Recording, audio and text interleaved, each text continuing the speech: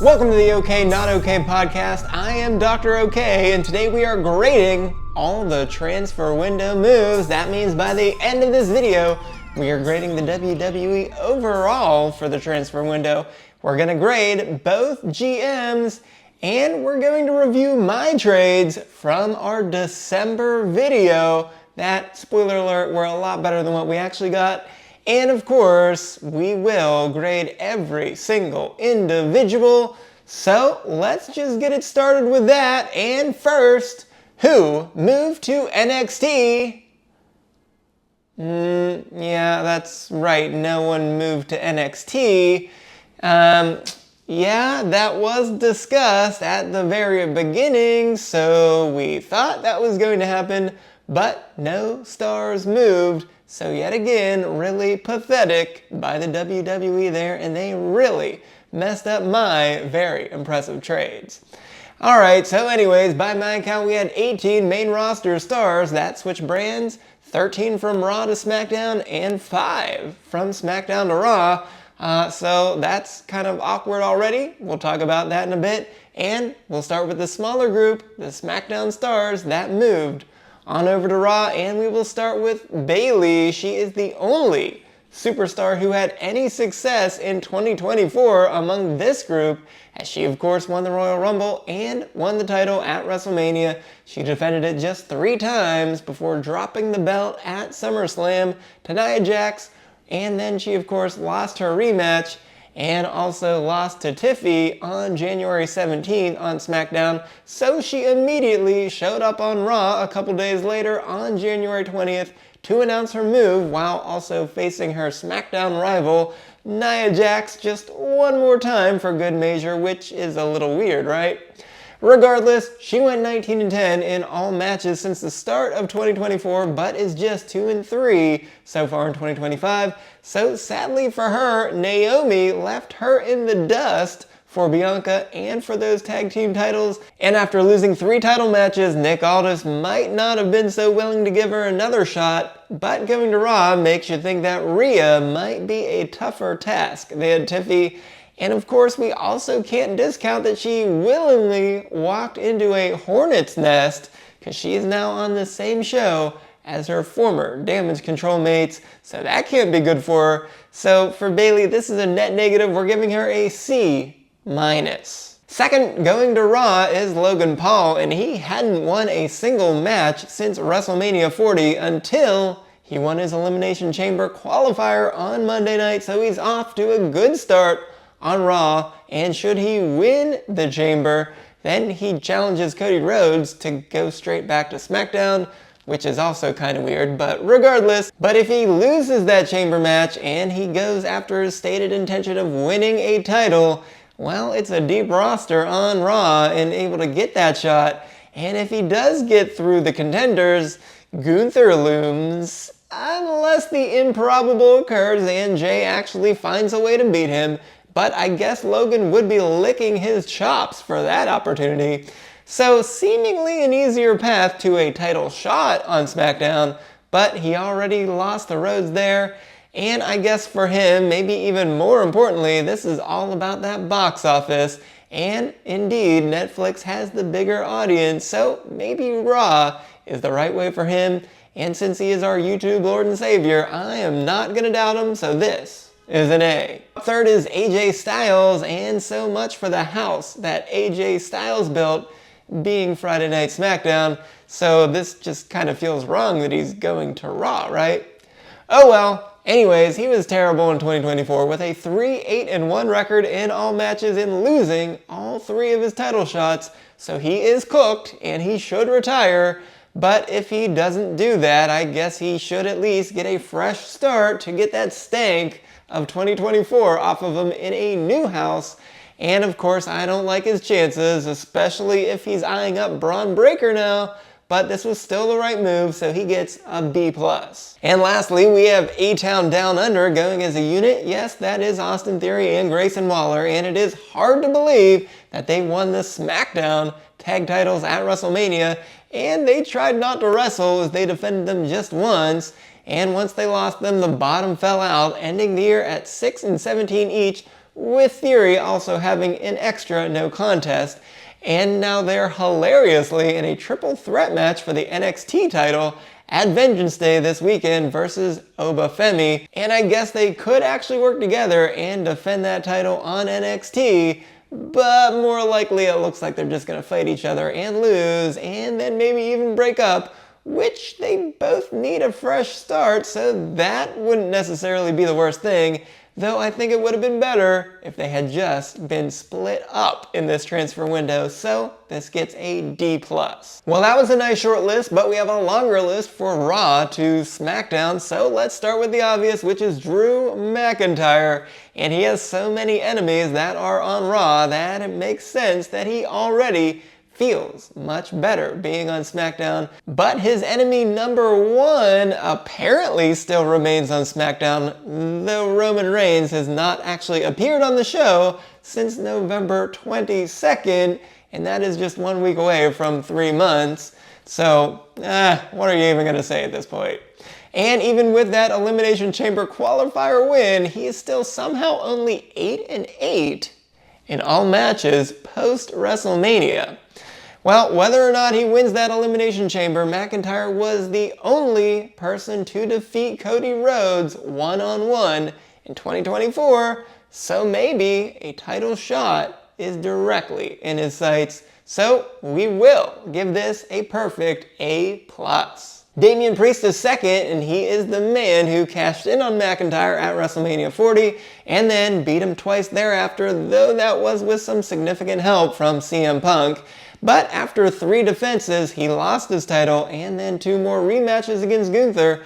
But despite a 26-9 record since the start of 2024, with many contenders on Raw, he probably has more opportunity to get back into the title picture on SmackDown. But like McIntyre and his Elimination Chamber qualifier opponents, Braun Strowman and Jacob Fatu, there are now lots of big, meaty men on SmackDown, so this is a challenge for him, but a challenge he'll gladly accept, and we'll give this move an A. Up next is Braun Strowman, and he was the first to make a jump to either brand when he landed on SmackDown, and despite an impressive 7-2-1 record since returning in May, he somehow has not gotten a single title chance. Well, you can't get less chances than he got on Raw, so moving to SmackDown does seem to be smart, and at least he's getting a shot to qualify for the Elimination Chamber, so this move gets an A. Next, we're going with the entire Wyatt Six. That is Bo Dallas, Eric Rowan, Dexter Lumis, Joe Gacy, and Nikki Cross. And there was a point near the end of the last year when we saw some Wyatt Six accessories in the background on SmackDown, so perhaps they were already plotting their next target. Though perhaps they probably should have been more focused on their current target, which is The Miz and the Final Testament, but they lost one 8-man tag match before Lumis did get a one-on-one win against The Miz, but they've now been MIA for almost 2 months, so this is truly just a mystery what they're thinking, other than perhaps letting someone else in. So perhaps if she follows the buzzer, then this would get an A, but for now, we'll give this a C.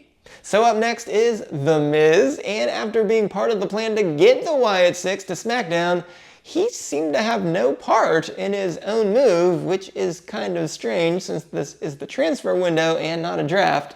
But anyways, after failing to get anyone on his side to help ward off the Wyatt Six, well, in addition, he finds his tag partner that he turned on in R-Truth, also on SmackDown, and his friend, which is Braun Strowman, also on SmackDown, and also Karrion Kross and the Final Testament, also not on SmackDown. So this is not looking good for him at all in order just to maintain his health. But since he had lost 10 of his last 11 matches on Raw, maybe, just maybe, he needs a change of scenery. Except, like we said, those old enemies are also now on SmackDown, so this isn't good for him at all. So we have to give him a D-. And speaking of those enemies is R-Truth, and he thought he was on Raw 2 weeks ago, so I imagine that he still doesn't realize that he's now on a different show. But after all, you can't blame them too much because Damian Priest, Braun Strowman, The Miz, and even Jey Uso and Akira Tozawa were all there this past week. But once he figures this out, he will realize that he actually had a 3-match winning streak on Raw, so maybe this change is not his best option. So we can only give this a C. And for the women, we have Zelina Vega, and I've said several times that the LWO was not helping her at all, as you can see from her 1-11 record in all singles matches in 2024. And when she moved, she already started talking about going after both of the women's titles, and I think she probably needs to slow her roll a little bit and first focus on winning a couple matches. But you have to admit that seeing Chelsea and the Women's United States title right there is an awfully tempting target for Zelina to go after here, so this is her way to have a much better 2025, and we have to give her an A. And lastly, we have Kaden Carter and Katana Chance, and they started 2024 as tag team champions, but after just 2 title defenses, they went 2-10 in all tags over the rest of the year. That is hard for me to even say. And if we looked at a tag team that went from Raw to SmackDown in the draft, we saw that Candice and Indy got a few cracks at the tag titles, though that obviously ended disastrously for them. But at least for Carter and Chance, it will be easier to get a shot at the champs since they will see them every single week. However, they only had 1 tag match since the end of July, and while I hope that that was largely in part due to Katana's broken nose, this for them is about opportunity, and they just weren't getting it on Raw, so even with some reservations, this is a good move. So we'll give them an A-. So now let's grade the GMs and who won. I think that's pretty obvious. This is very lopsided because what was Adam Pearce doing? Or perhaps no one wants to be on his show because he's such a terrible GM because he lost this 13-5 in total transfers. And at the top of the list, he lost 4 former men's world champions in McIntyre, Priest, Strowman, and Miz. And he did get Bayley back. And he also got a broken down version of AJ Styles. And he has some hope with some upside for Logan Paul. But this is a blowout no matter how you slice it. So Nick Aldis is getting an A. And Adam Pearce is getting an F. All right, now let's briefly review my transfer window trades. I counted them down from 5 to 1, so we'll do it again here. At number 5, I had Chelsea to Raw and Zelina to SmackDown. But of course, Chelsea then went on to win the women's US title, so it was certainly better for her that she didn't move. But Zelina did in fact move, so I'm glad to have at least gotten that right. So these two can now go head to head, and I guess in this case, I'll say that what actually happened is better than my trade. At number 4, I had Ethan Page going to SmackDown and Austin Theory going to NXT. Now, once Page deals with Javon Evans, he can get drafted to SmackDown after WrestleMania, and Theory is ironically on NXT for the time being, so I guess they kinda at least listened to me, though of course he officially moved over to Raw. But actually having NXT participate would have been much, much better. So of course, my trade is better than what actually happened. At number 3 was my favorite trade because it was the losers of the title matches at New Year's Evil going to Raw and the losers of the IC title matches going to NXT. And that would have ended up being Trick Williams and Roxanne Perez going to Raw, and then Ludwig Kaiser and Dakota Kai going to NXT. Now, apologies to Dakota for this, as she's done pretty well lately, but on the other hand, Roxanne is actually getting a shot to qualify for the Elimination Chamber next week, so if she wins, maybe it'll almost be like they're listening to me after all. But of course, switching Trick Williams and Ludwig Kaiser does sound pretty good, as Kaiser continues to do nothing but lose. So of course, my trade is better than what actually happened. At number 2, I had Lash Legend and Jakara Jackson going to SmackDown, Naomi and Blair Davenport going to Raw, and then Natalya and Kiana James going to NXT. And of course, Lash and Jakara got yet another tag team title shot, as Bianca and Naomi actually went to NXT to battle and beat them. It's almost like they should be on SmackDown anyways, isn't it? Well, things have of course gone splendidly for Naomi, so that was a bad call for me to move her over to Raw. But I would say it's completely the opposite for what has happened to Blair, so yeah, tough one there. I think Raw would have been a much better way to go for her. And then of course we have Natalya, and she has not yet even appeared on Netflix, and she's only had 6 total matches in the 6 months since she returned. So that's not going so well. And of course Kiana is still out with an injury, so I think it might be better for her to go to NXT to get some rehab in as well. So except for Naomi, 5 out of the 6 are better on my side, so of course my trade is better than real life. And at number 1, I had Drew McIntyre and Pete Dunne going to SmackDown, and Roman Reigns and Jimmy Uso going to Raw. And SmackDown did indeed see Drew McIntyre become a part of that roster. But of course Pete Dunne didn't move, but he did have a thing with R-Truth that just abruptly ended, so maybe we can still get him there. Well, nonetheless, at least he is still involved with Penta and Ludwig Kaiser right now, so he's still looking alright.